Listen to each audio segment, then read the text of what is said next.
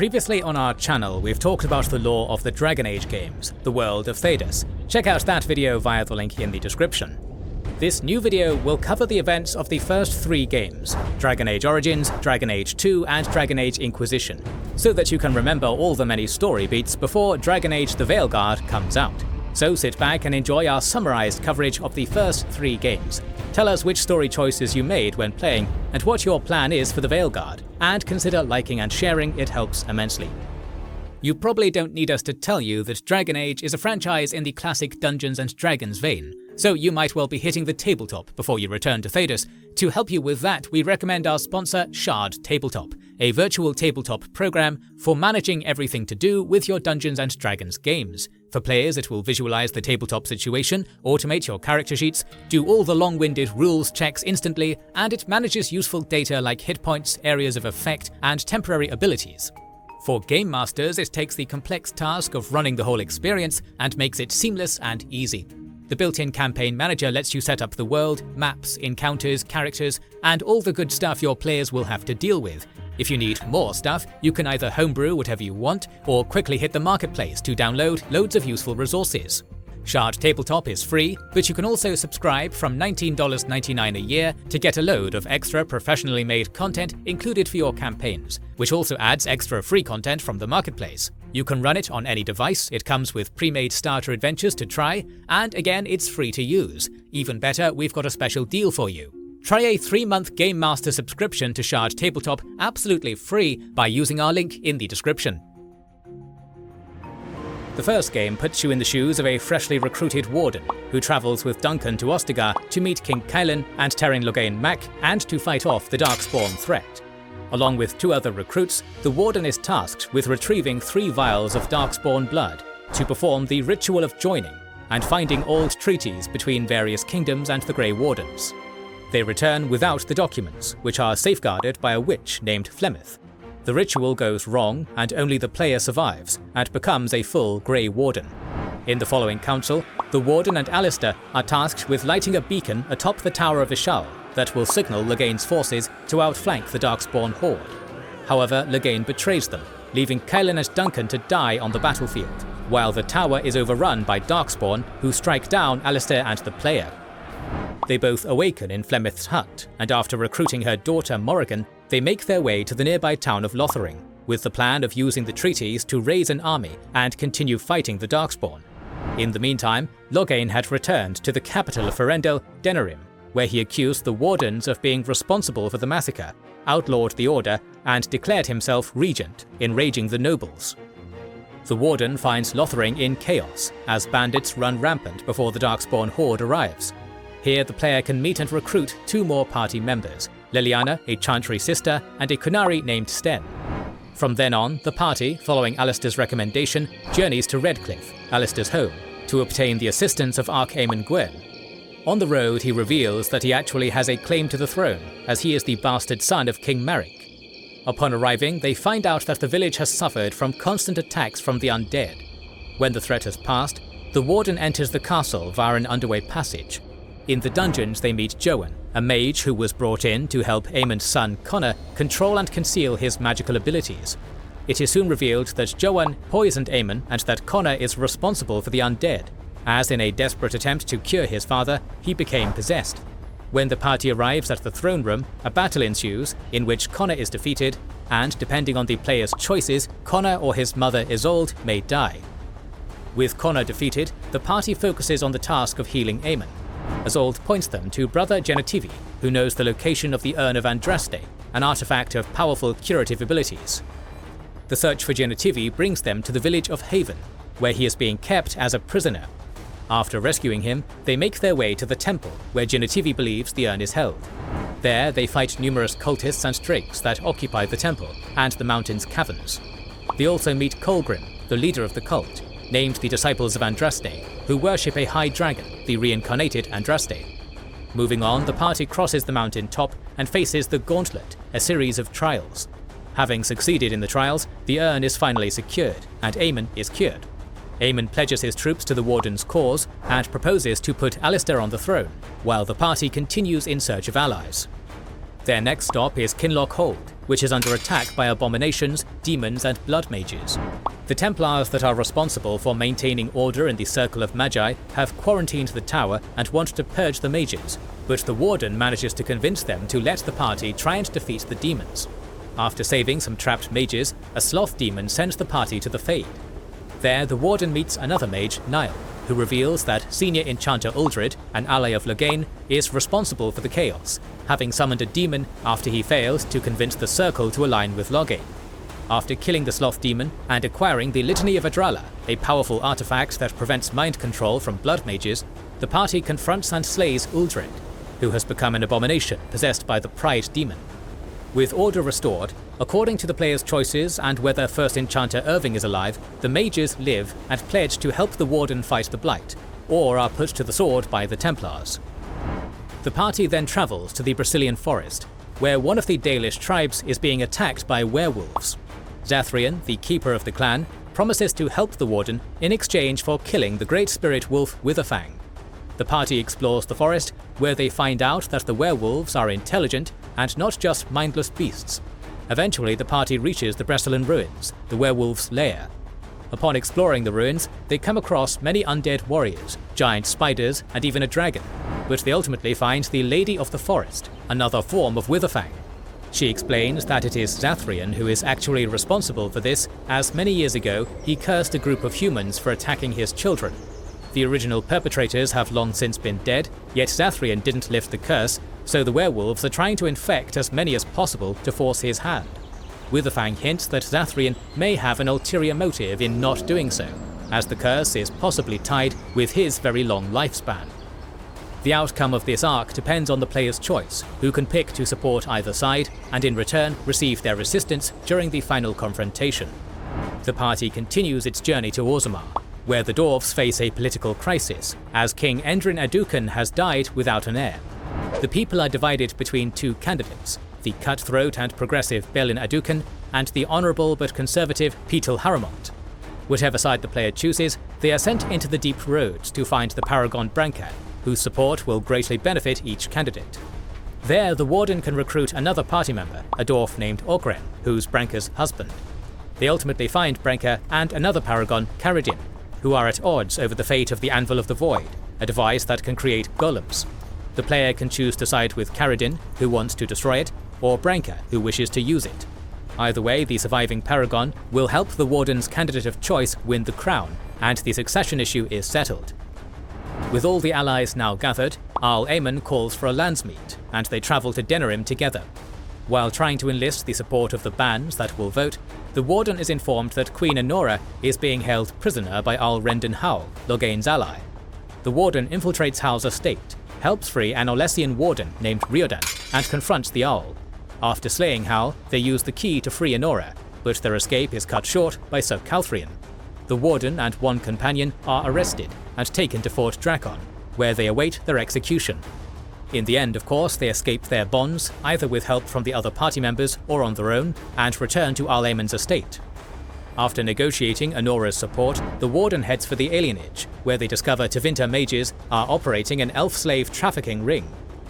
After defeating Caladrius, the leader of the Tevinter slavers, and obtaining proof of Loghain's involvement, the party returns for the landsmeet. Depending on the player's past choices, the new ruler will either be Alistair, Anora, or both via marriage. Loghain can either be executed or spared and made into a Grey Warden. With the matter of the Ferelden succession settled, the Coalition forces move to face the Blight. They reach Redcliffe, where scouts have reported the Darkspawn horde is. On the eve of the battle, the Warden learns that only a Grey Warden can kill the Archdemon, and that in doing so, the Warden will also perish. Morrigan offers a solution by way of an ancient ritual, but it's up to the player to decide whether to go with it or not. If the player refuses, Morrigan leaves the party. Later, the Warden finds out that the Archdemon Uthemiel has deceived them, and that his army is behind their lines, marching on the unprotected Denerim. They hastily make their way back to the capital to find the city being sacked by the Darkspawn. Riodan suggests they lure the dragon to the top of Fort Drakon. He moves there first, followed by the party. Riodan manages to wound the Archdemon, but dies. The party carves a bloody path through many foes to reach the top of the tower and finally slay the wounded dragon. With the death of the Archdemon, the Darkspawn disperse, and the 5th Blight is ended. The second game puts the player in control of Hawke, destined to become the champion of Kirkwall. The story is framed as a narration of a dwarf named Varric to the Seeker of the Chantry Cassandra Pentecost, who is looking for Hawke. Hawke's story begins shortly after the Battle of Ostagar, as his family tries to escape from Lothering to Kirkwall, their mother's hometown. On their way, they meet Aveline Valen and are attacked by Darkspawn, which results in the death of one of Hawke's siblings and Aveline's husband. But Flemeth saves the rest in the form of a dragon. She promises safe passage to Gwarin in exchange for Hawke carrying an amulet. Upon arriving in Kirkwall, they find the city's gates barred, but their uncle promises to help them bribe their way in, provided they work as mercenaries or smugglers for a year. When their debt is repaid, the siblings decide to fund and join an expedition into the Deep Roads, led by Varric and his brother Bartrand. To do so, Hawke undertakes a series of odd jobs to collect the necessary funds. First, they assist a Dalish blood mage, Merrill, in climbing a mountain and performing a ritual. There, Flemeth emerges from the amulet, and after giving some cryptic warnings, flies away. Together with Merrill, they return to Kirkwall Alienage, where she settles. There, Hawke overhears a conversation about a missing mage, Fainriel, whom he finds in the slaver caverns of the Wounded Coast. After dispatching the group of slavers, Hawke sets him free. Hawke then gets another job from Thrask, this time regarding some apostate mages. After killing the blood mage Decimus, Hawke can decide the fate of the rest. Our hero is then tasked to locate Keren, a Templar recruit, who, along with some others, has gone missing. The search leads Hawke to Tyrone, the leader of a group that wants to establish a mage-ruled state. After killing Tyrone and her minions, Keren is freed. Following this, Jarvis Tintop asks Hawke for information on some explosive powder. The quest leads to a Talvashoth-occupied cavern, where a fight ensues, with Hawke emerging victorious. Upon visiting the Qunari compound, Hawke discovers that it was all a misunderstanding, and the Arishok of the Qunari informs them that there was never a deal to buy the secret behind the Qunari's black powder. Hawke then travels to Lowtown and is instructed by Sister Patrice to smuggle Ketojan, a Qunari mage, out of the city. However, it is a setup, and they're both attacked by another Qunari. After defeating them, it is revealed that Sister Patrice was behind the ambush, and was planning to use Hawke's death to turn the Chantry against the Qunari. Following this, Hawke locates a Grey Warden named Anders, who promises to give Hawke the maps they need to explore the Deep Roads in exchange for help with rescuing his friend Karl. Unfortunately, Karl has already been made a Tranquil and dies shortly after, yet the Warden keeps his promise. Having secured the maps and the money, the expedition descends to the Deep Roads, where they find an idol made of pure lyrium. However, Bartrand betrays the party, takes the idol, and locks them inside to die. Desperate, they explore deeper, finding a treasure big enough to make Hawke a noble. Alas, it comes at the price of Hawke losing their last sibling to the Taint, unless Anders is in the party, in which case he takes them to the Grey Wardens. Varric resumes his telling of the story, skipping to 3 years later, when tensions with the Qunari have reached a breaking point. Hawke is sent to hunt down Jarvis, who has stolen poisonous gas from the Qunari. It is later revealed that, in fact, it was a group of elves that stole the gas when they released it in the city. Hawke defeats the elves, and proceeds to investigate a series of murders of women and the abduction of a Qunari delegate. They find the Qunari chained and tortured by a Templar named Sir Varnel. Hawke here can choose to side with Varnel and fight the present Qunari, or fight the Templar and his zealots. When Hawke returns to the estate, they find that Leandra, their mother, has gone missing. The search leads them to the serial killer, a blood mage named Quentin, who pieces together various parts of women to recreate his bride. Hawke slays him, but Leandra dies in their arms. After this, Hawke investigates the conversion of Samus, the Viscount's son, to the Khun. Suspecting Patrice's involvement, Hawke goes to the Chantry, where they find the poor boy murdered. Depending on whether they sided earlier with Varnel or not, Hawke will get in a fight with the Qunari or Patrice and her zealots. Having had enough, the Qunari send their troops into the city. Hawke's party, together with the Templar leader Meredith and head enchanter Orsino, enter the Viscount's keep, where Arishok is keeping a group of people hostage. Hawke eventually settles the Qunari aggression, either through combat or diplomacy, earning the moniker Champion of Kirkwall. However, their intervention is too late for the Viscount, who is now a head shorter, and despite leaving, the Arishok vows to return. Following Viscount Dumas' death, Meredith turned Kirkwall into a Templar-controlled police state. After a heated argument between Meredith and Orsino, in which the player has to pick a side essentially, Hawke is summoned by the former and tasked to help capture 3 fugitive mages, Huon, Emil and Evelina. After completing this quest, depending on which side the player picked during the argument, Hawke is once again summoned either by Meredith or Orsino. The reason behind this is that groups of mages have been reported to be sneaking out of the gallows. Meredith demands Hawke prove that Orsino is involved, while Orsino asks for proof that the Circle isn't involved. In either case, Hawke soon discovers a conspiracy, in which both Templars and mages are involved, and Keren is among them. After some beating, he reveals that Thrask is their leader, and that their goal is to depose Meredith. Keren also reveals that they have kidnapped a person close to Hawke. Wasting no time, Hawke tracks down Thrask, storms his base, and confronts him. Thrask tries to defuse the situation, but his attempts fall short when his lieutenant, Grace, kills him and orders an attack on Hawke. Hawke kills her, as well as most of her minions, with the remaining surrendering and handed over to Cullen, who arrives shortly after. Next, Hawke is brought before Grand Cleric Elthina, who explains that because of the mage situation growing dire, the divine Justinia V is considering an exalted march on the city. Hawke, together with Elthina's favourite, Sebastian Vale, is to meet with the divine's agent, who is revealed to be none other than Liliana. Regardless of Hawke's arguments, Liliana warns that war is inevitable and asks Elthina to depart for Val Royeaux. Elthina refuses, claiming there's still time to avoid bloodshed. Hawke returns to Lowtown, where Meredith is accusing Orsino of harbouring blood mages. Orsino attempts to leave, but Anders intervenes, stopping her and triggering a hidden explosive device, destroying the Kirkwall Chantry and killing everyone inside.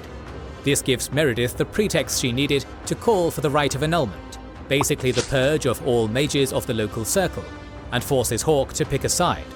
If the player picks the mages, Aveline will leave the party, while Merrill will abandon it if the player picks the Templars. Hawke can also choose between killing Anders or letting him live, in which case Sebastian leaves to bring Starkhaven's armies. Hawke's remaining party reaches the gallows, where Meredith attacks the circle during a parley. As the fight breaks out, Orsino unleashes a spell and becomes a harvester. Meredith even attempts to kill Hawke, regardless of whether they sided with her.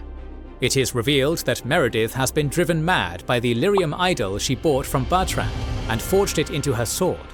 Realizing her state, another Templar, Cullen, attempts to relieve her from command, but she has an outburst and attacks everyone present, including Hawke, who is proven too strong of a foe for her. As Meredith asks the Maker for more strength, her sword breaks, and she turns into a statue. Cullen, now effectively commander of the Templars, lets Hawke and the party leave unharmed. Following the Battle of Kirkwall, the other circles rise up in an outrage, and the Mage-Templar War begins. As Varric finishes his story, Cassandra realizes Hawke is not responsible for the war. Varric is released, and the game closes with Cassandra discussing Liliana the Seeker's next course of action. In the series' third installment, the player assumes control of the Inquisitor, who wakes up in the Fade, following an explosion at the Conclave. After a golden female figure helps them fight off some demons and return to the material world, the protagonist is interrogated by Cassandra and Liliana. From them they learn that the explosion has killed everyone else who was present at the Conclave, including Divine Justinia V, and has created a hole in the veil, the Breach. The Inquisitor also discovers a strange green glowing mark on their left arm, which Cassandra and Liliana believe can close rifts in the veil, and ultimately the Breach itself. They journey to the temple, picking up Varric and the elven mage Solus on their way to close a giant rift that will stabilize the Breach and prevent it from growing. There they also discover echoes of Corypheus, an ancient Tevinter mage, who according to the legend started the Blights. He is talking about Justinia, the protagonist, and Red Lyrium. They seal the rift and the Inquisitor passes out, awakening later in Haven, where the people hail them as the Herald of Andraste. There, Cassandra re-establishes the Inquisition to continue fighting the Breach, and introduces 2 more members, Cullen and Josephine. Seeking official approval from the Chantry, they approached Mother Giselle, who suggested a trip to Val Royeaux. However, both the Chantry and the Seekers of the Truth denounce the Inquisition. While at the capital, the Inquisitor is approached by the leader of the rebel mages, and also has the chance to recruit a rogue elf named Sarah and Vivienne, the leader of the Loyalist mages. Upon returning to Haven, The player must pick a side in the Mage-Templar conflict, a choice that leads to 2 mutually exclusive quests and has deep consequences. The Inquisitor is also able to recruit 2 new members, a Grey Warden named Blackwall and a Canary Merc by the name of Iron Bull. If the player chooses the Templars, then the Inquisitor is invited to their fortress, Therinfal Redoubt. However, this is a trap set up by the Red Templars, who begin slaughtering everyone. With the help of a loyal Templar, Delrin, they find the commander, who in truth is an envy demon. The demon, who wants to supplant the Herald as head of the Inquisition, has been working on Coryphaeus' orders and corrupting Templar officers with red lyrium. The Inquisitor also learns that Coryphaeus is also planning to murder Empress Celeste of Orlais and raise a demon army to conquer Thedas. After slaying the Envy demon, the Templars offer their assistance in gratitude. If the player had picked the Mages, the party travels to Redcliffe, where they find out that the Mages have already allied themselves to the Tevinter Magister Geryon Alexius. Through another Tevinter mage, Dorian Pavus, and Alexius' son, Felix, the Inquisitor learns that Geryon can manipulate time and is a Tevinter supremacist who serves Coryphaeus. Upon confronting him, the Magister explains he did so in order for Coryphaeus to help cure Felix from the taint. Dorian and the Inquisitor are sent a year into the future, where Coryphaeus' plans have succeeded. They discover that Felix has become a ghoul and once again fight Alexius, this time beating him. They return to the past, where the Inquisitor explains to Alexius the futility of his actions. The Magister surrenders, and the mages pledge their support. Having secured the assistance of either the Templars or the mages, the Inquisition seals the breach, but before they can celebrate, Coryphaeus attacks Haven with a dragon, and a large army that includes the faction the player didn't pick. As civilians evacuate the village, the Herald delays Coryphaeus as much as possible, and by causing an avalanche, destroys a large portion of his army. Coryphaeus attempts to steal the mark, using the Orb of Destruction, but fails and the Inquisitor escapes through the caverns, until they link up with the refugee caravan. Solus then guides them to an abandoned fortress, Skyhold, where Cassandra and Liliana officially proclaim the Herald as the Inquisitor. After setting up their base, Josephine and Varric inform the Inquisitor of Coryphaeus' next moves. Varric introduces his friend Hawk, who asks the Inquisitor to locate their old Grey Warden ally, who may know about red lyrium. The Inquisitor finds him in Crestwood, and it is revealed that the Grey Wardens are using blood magic to summon an army of demons, which they plan to use to kill the 2 remaining old gods, before they can be corrupted into archdemons. The Wardens, however, are being tricked by the Tevinter Magister Livius Erimond, who supervises these rituals and secretly serves Coryphaeus. Unbeknownst to them, the ritual not only binds demons to Warden mages, but the mages themselves to Coryphaeus, thus creating a massive army for his master.